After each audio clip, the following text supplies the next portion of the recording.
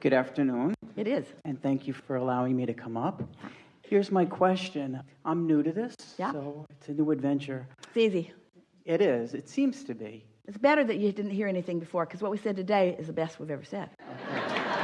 Okay. So my question surrounds people in your life. So let's say that you are trying your best to be a happy person and align yourself vibrationally with Source, and that's all going well. And then you have many brothers and sisters and friends like I do who call me and use me as somebody to vent off of, to express issues or problems. And so you try to be there for them. But do you ever watch television? Yes. It's really the same thing. It's just entertainment. Yes. Lots of variety, lots of opinion. But here's the question. Where does personal responsibility come in for caring for other people? When do you cut that off, and when is it selfish and not selfish? So that's what I'm struggling with. Really good question, and we like the way you worded it, and our answer is succinct and will be easy for you to hear. If you're not selfish enough to find your own alignment by focusing yourself into alignment, then you don't have anything to give them anyway. And being a sounding board for people's problems only encourages the vibration of the problem. You're not helping them at all, ever. Just encouraging the continuation of an active vibration about something unwanted. Let me see. So let's play this out just a little bit. Give us a common theme for what they are complaining to you about. Okay, I have one friend who is... Well, you were talking about brothers and sisters. Okay, I'll talk about my family. I have a sister who is... So we said common, so this is something you're getting from a lot of them. Yes. All right. And it's about feeling left out and feeling isolated and not being included. And I'm trying to say, going back to the other ones, hey, you need to include this one more because she's feeling left out. And they're saying, what are you talking about? We include her. And then I go back and... Here's the reason that nothing ever gets sorted out from this. If someone feels left out, then that's the lens through which they are observing life. So when you hear your sister's complaint and you acknowledge she feels left out, so we all need to help her with a different condition that makes her not feel so left out. So now you're all focused upon the fact that she feels left out. Have you met my sister left out? This is my sister. In the family, she's known as the one we leave out of things. This is my sister. This is the one we try not to leave out of things, but she always feels left out no matter how much we do. This is who my sister is. And this is my other sister. This is my sister who leaves this sister out.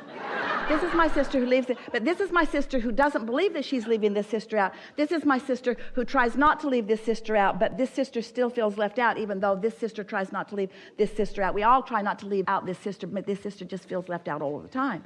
She feels left out no matter what we do. We just can't do enough to keep this sister from feeling left out. And so, as that's the perpetuation of the vibration around this, not only because that's the way she feels, but that's the way you feel about the way she feels. Now there's a lot of momentum in this, and it's almost like she needs a whole new family to not be left out. A whole new family, but you know what? She will take her left out self to the new family. And the new family, who's never left anybody out of anything ever, won't think about her. They'll leave her out because she's got a vibration going. And so you can't help her as long as you are beating the drum of her being left out, because her left outness is active in your vibration too, you see. So as her left outness is active in your vibration, you'll be leaving her out without even meaning to leave her out. You'll be shocked. You just cannot believe that she can't understand how much you're trying to do for her. Because she's vibrationally blind to all of the well-being that you're offering, you see. So what's your role in this? Well, first of all, we liked the way you formed this question, because if you're not selfish enough to stay in alignment, then you don't have anything to give anyway. So you have to unconditionally love her, which means you can't see her as someone who feels left out. If you accept her as someone who feels left out, then that's active in your vibration, and you're not going to be able to do anything except leave her out or accentuate her being left out. So you have to find some way to not get wrapped up in the condition of her left-outedness. You have to be unconditional in your love. You have to love her. You have to love. You have to just be a vibrational match, because if you're a vibrational match, you couldn't possibly leave someone out if you're a vibrational match, unless they are vibrationally so different from what you are. Law of attraction is not going to put someone who feels left out with someone who is in vibrational alignment. Those two frequencies don't match up. So what she is actually saying to you, in fact, what most of the world is saying to you, and it's trying to get you to behave the way you need to be and not be selfish. In other words, they say, don't be selfish and care about how you feel. You must care about how I feel. And we say, did you hear that? You want me to cater to your selfishness rather than my own. Only my guidance system is showing me my alignment. I can't possibly. So when you realize that you can't give someone anything that you don't have, and you decide that you want to be a vibrational match to source, so you can't think about this situation and be a vibrational match to source, because too much has gone on. Too many words have been spoken and too many people are involved, and it's already too big of a can of worms. It's such a tangled mess. You can't read or write enough books to ever sort this out. This relationship issue is crazy in this time-space reality, because hardly anyone is taking the time to find alignment, and then everybody's responding to conditions all around.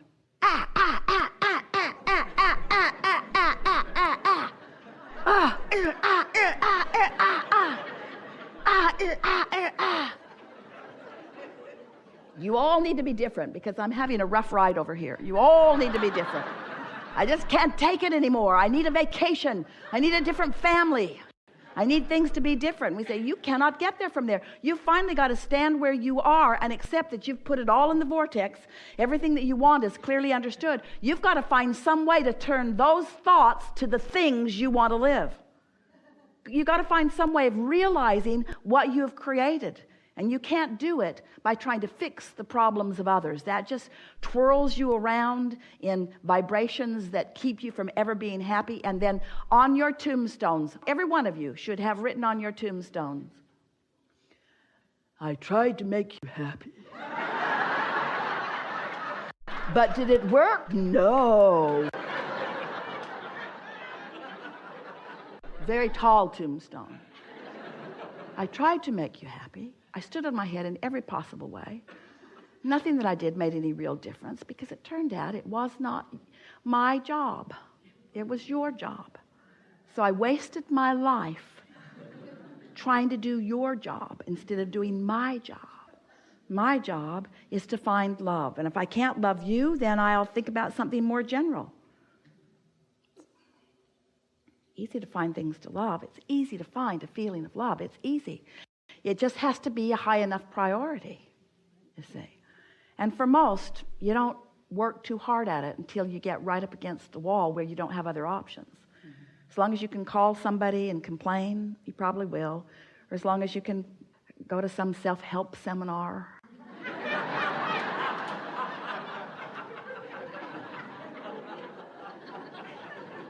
But what it comes right down to is you got to care about how you feel. You must be selfish enough to care about how you feel, enough to find your alignment with Source, or you have nothing to give anyone.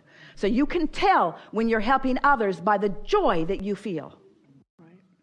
So you walk around in joy. People all around you have problems, and they say, he doesn't care about us. Look how happy he is. If he cared about us, he'd be miserable too. You believe that? All right, we're really onto something. So let's say you have a lot of money. So you share your money with others around you. It's natural, it's easy. And then they say, oh yeah, you gave me $100,000. You could have given me so much more.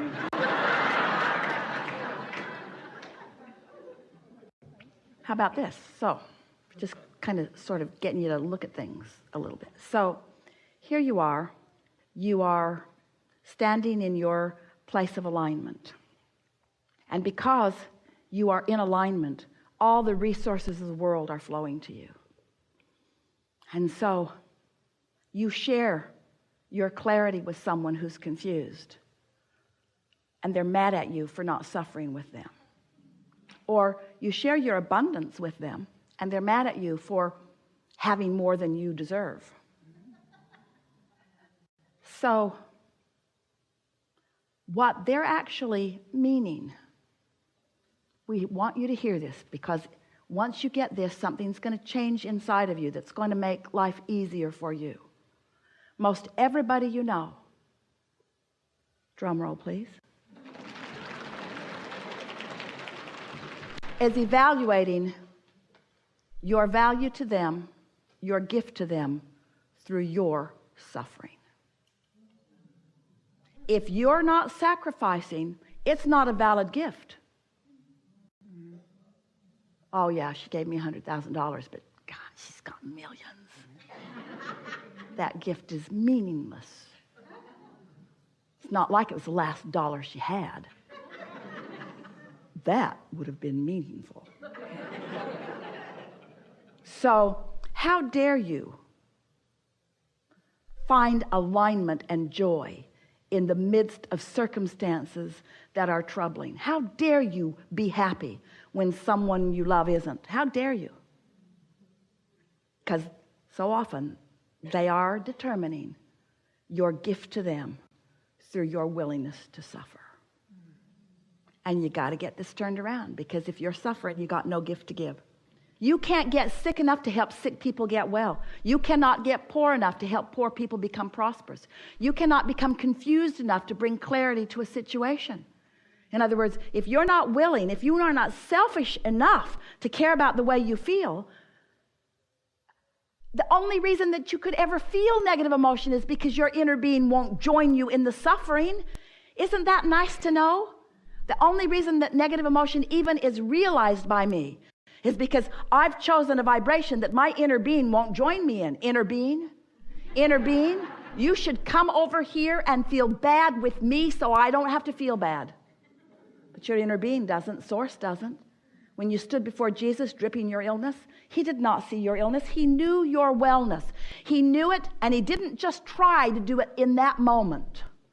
He had practiced knowing well-being long before you walked in dripping your illness. If you were the first one, he probably would have noticed your illness. He found alignment and stood in knowing of your well-being.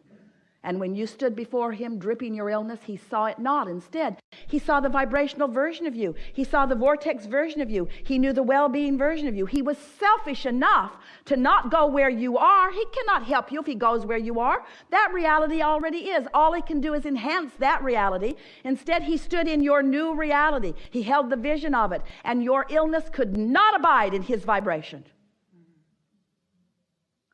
We're getting a little rowdy. Your illness could not abide in his vibration. And then he said, go forth and tell no one. What he really said is, don't talk about it. Don't talk about it. Don't go home. Don't talk about it. They'll talk you right back into it. Because reality for them is different than reality is for me. And so you got a choice. You can feel good or bad, period. Never mind the condition, because the condition of what is only the manifestation of the vibration that's been going on. It does not have to continue. You can change the vibration now, no matter what. You can change the vibration anytime, anywhere. You just got to practice it a little bit. And after a while, you can be unconditional in your alignment. You can be unconditional in your well-being, you see. And when you think about it, most everybody, they love you. Your brothers and sisters love you. They love you. They want you to thrive. They just don't like the comparison between your thriving and their not thriving, but they're not against your thriving. They're rooting for their own thriving. You've just got to stand steady in the thriving and root for their thriving. And you can't sacrifice your thriving in the moments that they're not thriving, because that will lead to not what you're reaching for them or for you. Best discussion ever. Ever.